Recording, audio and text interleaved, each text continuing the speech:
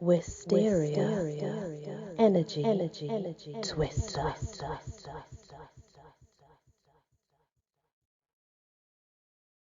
Hello everyone, welcome back to my channel and the world of the fairies. So we are now on Achaia, or Acreia. Achaia was a nymph born the daughter of the river god Asterion, along with her sisters Euboea.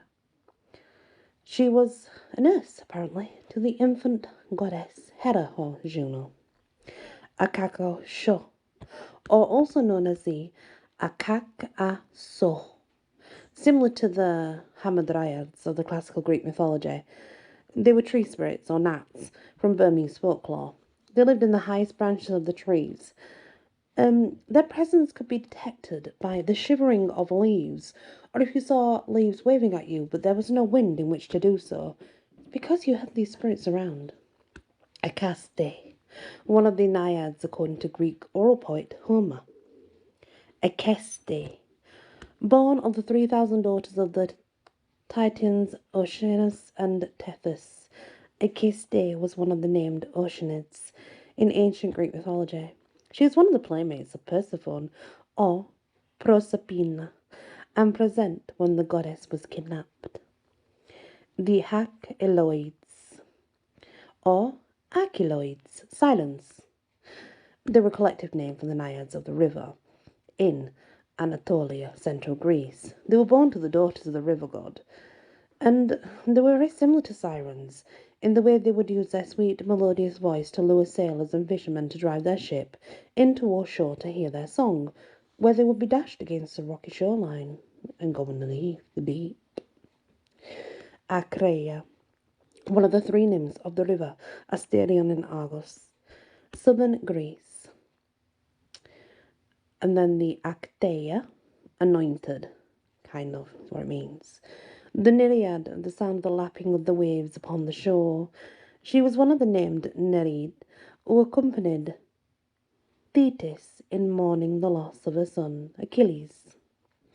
Al-Ewa.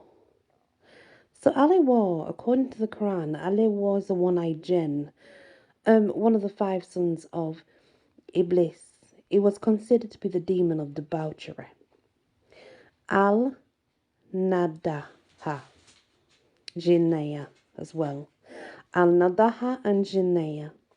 Arabic folklore in Egypt. The caller haunts the Nile River, very similar to a banshee, only this fairy's call is considered to be a death omen, more closely related to the Lorelei, mermaid of the siren, though no one who has ever seen such a thing has survived to tell the tale. It is described as looking like a slender, tall, beautiful woman with flowing hair, standing at the riverbank in transparent clothing, her hands by her side. She would call out in a calm, loud, yet soft voice. In some tales, she is described as having a translucent or semi-solid body, causing some folklorists to liken her to a jinn. Anyone who hears the voice of her is either devoured by it or pulled into the river and drowned. But either way, the victim's never seen alive again. Alan. The Alan were a species of nature spirits from the folklore of the Tinguin people of the Philippines.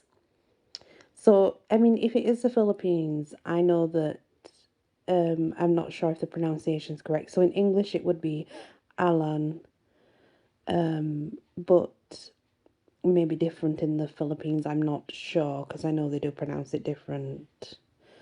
But they lived in forest and appeared to be half bird and half human. The size of humans, their fingers bent back towards their wrists and their toes sprung from their heels. Although they were said to have homes made of gold, Alans could be found at rest hanging back like from tree branches. Wow, that's amazing.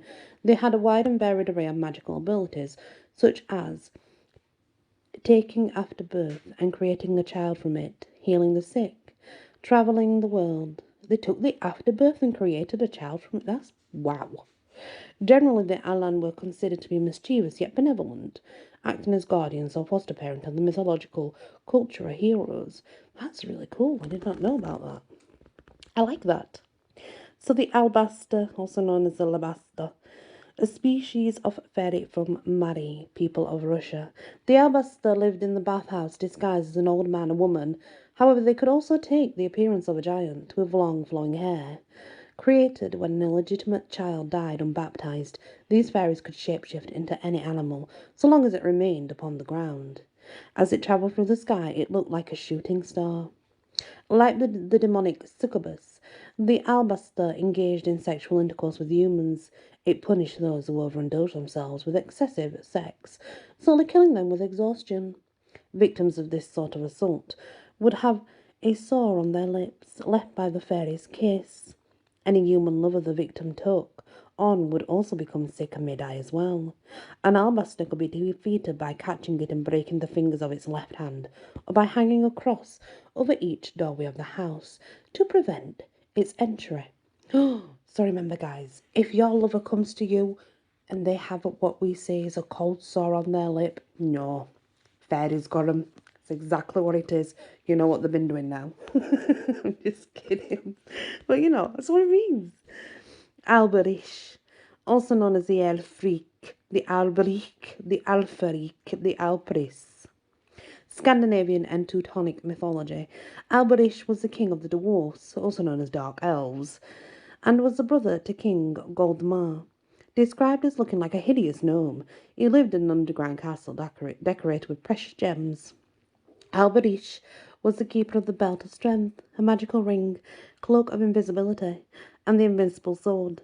Balmung, he was also the individual who forged many of the god's magical items, such as the legendary Freya's necklace. It's been speculated that Alberish, whose name means elf ruler or elf king, had dominion over elves, in the same fashion King Solomon had dominion over demons. The Alchiringa. From the Arunta tribes of Central Australia.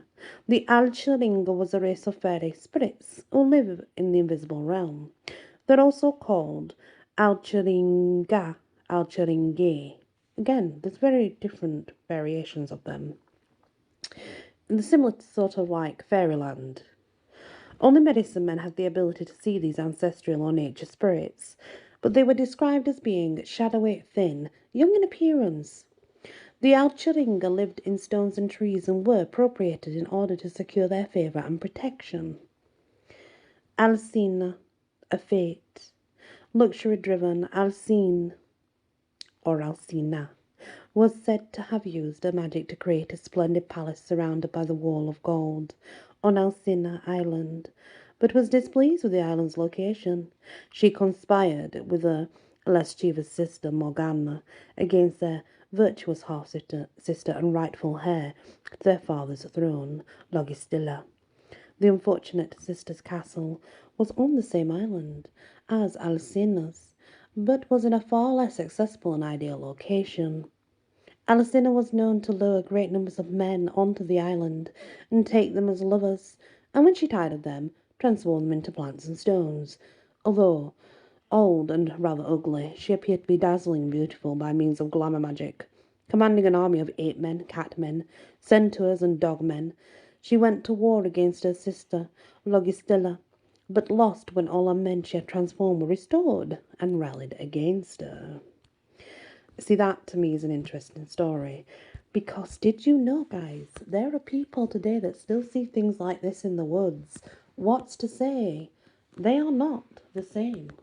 They are just the fairy people that are living out their lives in their own realm, and sometimes we cross that realm. Who knows, right? Impossible to say, really. But all fairies are very intriguing. I love to learn about all the different ones. I've not heard of some of these either, and that's unusual because I've heard of a lot. But some of these are also new to me, so I'm learning along with you, and I kind of like that. Thank you for listening to this episode. It means so much to me, and I really do appreciate all of your support. If you can do me a favour, please hit that like button. Share if you can. If you're not subscribed, then please consider doing so. And also, if you can leave a comment in the description, it really does help the channel, and I really appreciate it. Many blessings. Wisteria, energy, twister.